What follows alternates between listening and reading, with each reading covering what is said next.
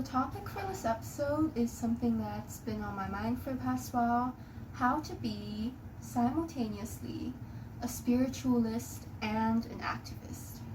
If you know anything about manifestation, you'll know that in New Age spirituality, we're often told to practice detachment. Live in the end, perceive only what aligns with your desired reality. Whatever you don't desire just doesn't exist. Now, in activism, we're told to practice the opposite. Perceive the current reality, even when it's painful or uncomfortable, especially with all of its problems, and understand our responsibility to act and make change with the power we have. Detached versus incredibly involved. How do we reconcile these two perspectives? I've seen so many people in my spiritual communities choose to simply step back, put themselves in a little bubble, and not see issues like the genocide Israel is committing on Palestine, or anything else that they don't see impacting their self firsthand. Anything that isn't immediately apparent in the room they are in. They simply choose to not put themselves in situations that could be met with disagreeability. While I don't believe there is anything wrong with choosing your personal peace and escaping the emotional guilt trip cycle most media outlets are trying to force feed us, I believe most spiritualists do this only because they haven't seen examples of loud political activism that don't feel like self-harm. It is not because my spiritual girlies don't care about the world or are too privileged to see outside of themselves, which is an accusation that gets hurled a lot at non-activists. The spiritualists I'm talking about include the vast majority of my own clients and students. These are some of the most caring and emotionally intelligent people I have ever met. But mainstream spirituality tends to prioritize the individual and, oftentimes, external passivity. If you'd like to explore alternatives to this, I'd recommend you look into indigenous spirituality, because a lot of it tends to prioritize the collective, which really is what we all are in the concept of oneness. One book I really love is Braiding Sweetgrass by Robin Wall Kimmerer, especially the part where she talks about the Wendigo in our ideology. So, in trending spirituality, we say all of the work is internal, and if we can create peace within us, there will be peace in this world. There are very few blueprints for spiritual activists that does not involve suffering, sacrifice, lots of anger, that does not, as we put it, disrupt our own personal peace. I haven't yet seen any of these blueprints circulating in my spiritual communities. Therefore, with this narrative, spiritualists get funneled into passivity in the 3D when it comes to politics. Why is it that mainstream spirituality emphasizes this kind of external passivity, that we're presented with this false extreme binary of either care about the world or protect your own peace? It can't be both. And why do we tend to be guided into solitude, away from staying in the scene and being disagreeable in the scene, of reinforcing our own identity at the expense of others' discomfort? We're told, if someone disrupts your personal peace, just walk away. Some people with boundary issues can benefit from this practice for a time, but we need to wonder why the trendiest spiritual narratives tend to look like capitulation. They're always the ones where we don't go directly into conflict with bigots or right-wing people. Instead, we retreat. We avoid confrontation. But spirituality is meant to reveal us, not mask the parts we're not comfortable with. Through confrontation regarding our principles, and those conflicts reflected externally, we can discover ourselves. Confrontation does not mean we need to react with anger. It does not mean we lose control of ourselves. When we want to reinforce our identity and principles in the 3D, we're told to go and rebalance our internal. Why struggle? Surrender. But who is telling us to automatically assume that activism is struggle? Also, we exist in physical reality for the 3D to be a medium for self-exploration. It is not meant to be neglected in favor of retreat to the internal. It is the reflection and realization. The 3D is a tool on our journey with the internal. So shouldn't our internal and external actions match up? The 3D can reaffirm our internal change. Confrontation can reinforce your identity.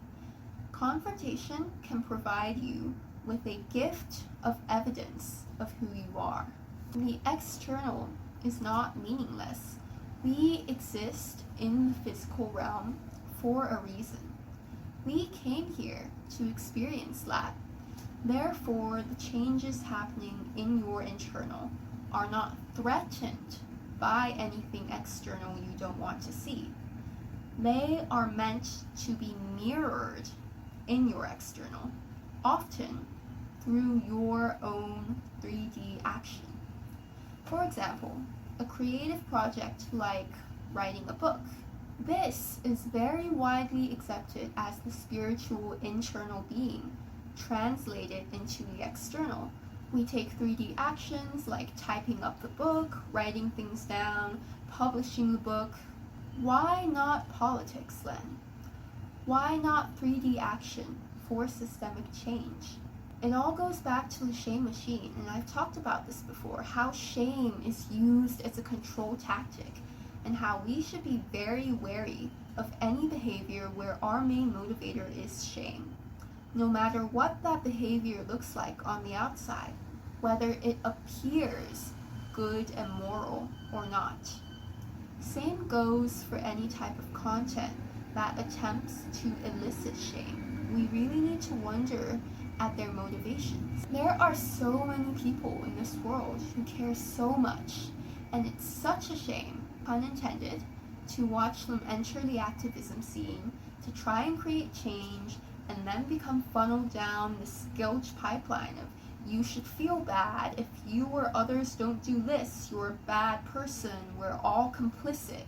I don't know many activist friends who don't feel bad, or at least feel obligated to feel bad on a daily basis, especially for enjoying life. You and I, we are not criminals. Most of us are trying our best.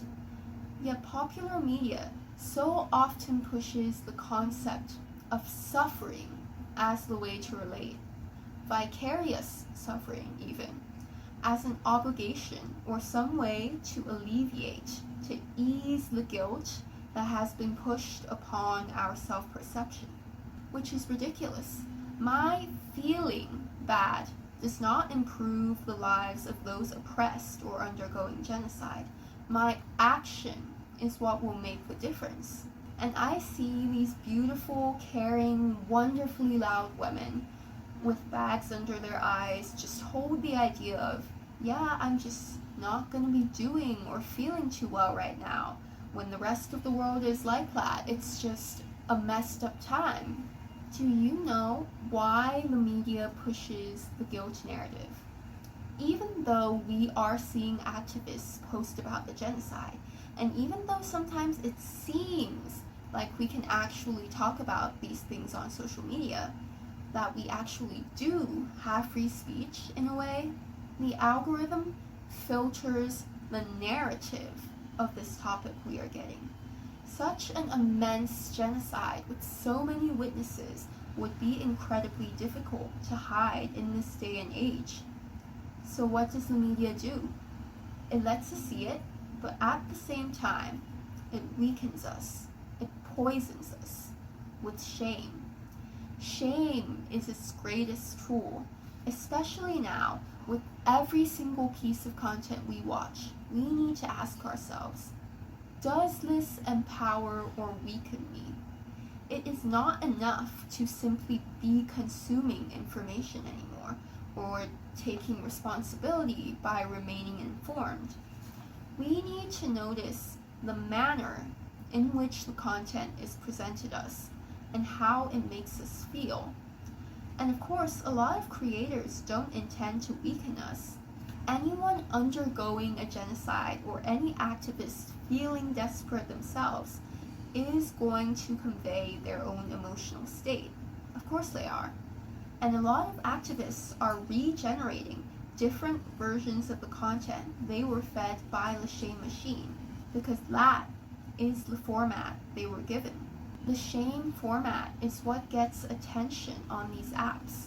But the display that goes viral does so for a reason, and it's not a good one for us in most cases. This method of activism is not sustainable for the average human.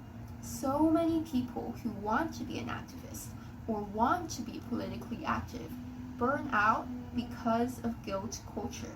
The aim as an activist is not to martyr yourself, to throw your own body and blood and sweat onto the scale of justice. It is not to rage it all better. The aim as an activist is not to martyr yourself. It's not to throw your own sacrifice onto the scale of justice. It's not to rage it all better. We need sustainability. So the shame machine exists for two reasons. One, to alienate those who cannot stand the pressure of so much shame. Two, to weaken those who still do not choose to look away. Shame makes us weaker. You cannot deny those are its long-term effects. When we are chronically in a state of shame, we feel more hopeless. Sure, a lot of creators use shame as an initial hook to pull someone into a cause, but shame is not sustainable. There are these popular narratives like humans are evil, humans are destroying the planet, which are just accepted with a shrug most of the time, but which humans? The imperialists who control the media, they know there will always be people who care.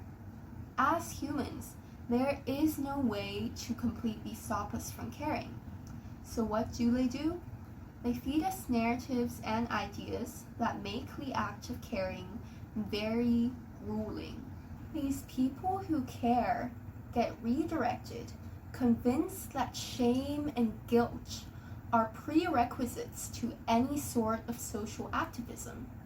Acknowledging privilege seems to be automatically associated with feeling guilt, even more so than it is with taking tangible action sometimes. Even when a person did not actively choose to harm a group of oppressed people, and even though in most situations it is not us, the general public, who is doing the damage, but a few people, ones who heavily influence our politics and our media, which is another reason for a spiritualist to be political, to help create our new world and our desired reality through organization and choosing to use our power externally in the 3D. The purpose of the shame machine is to appeal to the empathy of people who care, then twist logic to make these people as small as possible, as weak as possible, because that's what shame does. It reduces us. So the humans who care about the world, because let's face it, we are those mega corporations' biggest enemies and biggest threat, are made as small as possible through the subtle poisoning of shame, through the guilt media pipeline. A lot of people are very surprised that I'm so openly political because I am also a spiritual teacher. And often the first question is, how do you remain centered while doing that? Centered meaning at peace and not a ball of guilt and rage. How do you not feel bad? Again, there's that false binary, the immediate expectation that spirituality and peace would conflict with activism. There's this quote from Tamara, the author of Blog Muse Guided, which I will also link in this episode. She says, "Rage is a tool, not a home. Guilt is never helpful, and rage can be a tool." I recently co-hosted a fundraiser for Palestine with some friends, and we ended up raising the equivalent of nearly 3,000 USD to donate to families in Gaza and Palestine action. During the event and while setting up for it, I did not feel bad. Did I put in effort and was I tired after? Yes. But what I felt wasn't shame. It was love for my community. So many people I love showed up to support our cause, and a lot of people told me they felt a lot of hope in that event, like they were making a difference. The same action can be from a basis of love and hope and community, or from guilt and desperation. But only one of those is sustainable. And a lot of the time it is a mixture of both. Yet remember who shame serves, and remember who love serves. Love serves all of us. Shame tends to come from a root of love and caring, yet shame is a poison, a twisted logic. Shame serves the oppressor, weaponizes our empathy against us. How does one affect change without first feeling terrible all the time? So many people preach love, practice guilt.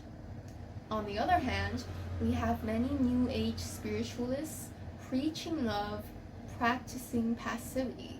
I recently came across a video by this creator named Alyssa. Her Instagram handle is @Don'tCallMeLiz. I'll add the link in the description. But she basically talks about the framework of 10 different rules to enact social change based on the Social Visionary Ecosystem Map by Deepa Ayet. And I'm going to quote / partially paraphrase her on several of those rules here. She says, "A visionary is someone who imagines bold new possibilities for the future, like Moran Zamdani, who believes that NYC should have free buses and universal childcare.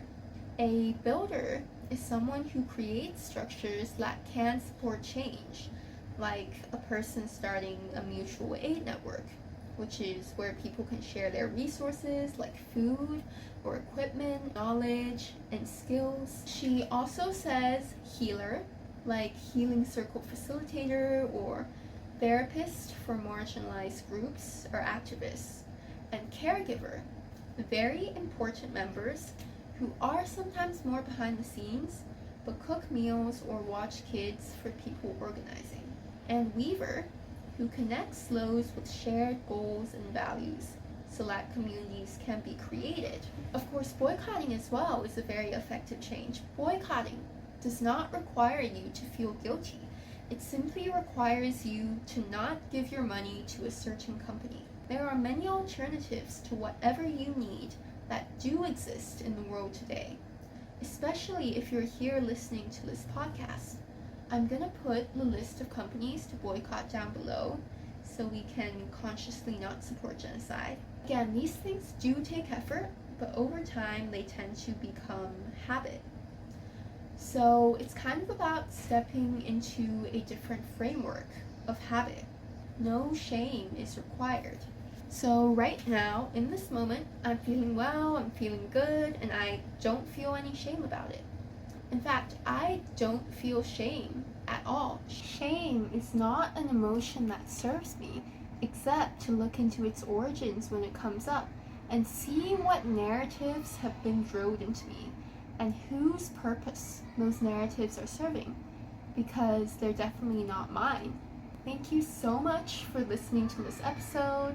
I really hope it provided you some helpful perspectives, and if you have any more resources on emotionally sustainable activism, I'd really love if you commented them. I recently published this Substack article on my blog, which is called The New World Blueprint by Zoe Morana. It's called The Karmic versus the Creative, and I would highly, highly recommend that if you're just looking to shift your perspective on what evolution means, especially spiritually. And if you're tired of feeling like you're always climbing the spiritual karmic ladder, if you're tired of feeling like you keep going through lesson after lesson and you're just tired of that system, if you're tired of the karmic curriculum, I would highly recommend that article. I will also link it down below. Thank you so much. I love you. See you next video.